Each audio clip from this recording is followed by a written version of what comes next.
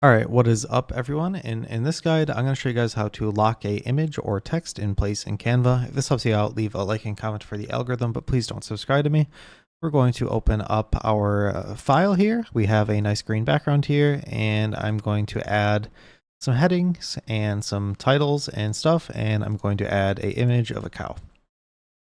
So if I want to edit this, let's say when I'm editing and I accidentally grab everything at once, and I don't want to do that. Let's just say I want to grab the cow only, and I want this text here at all times. All I have to do is highlight the text that I want to lock, click more, and then I am going to right click it and click lock. After locking it, now when I highlight everything, it will just pull up the cow picture and just the cow picture will move.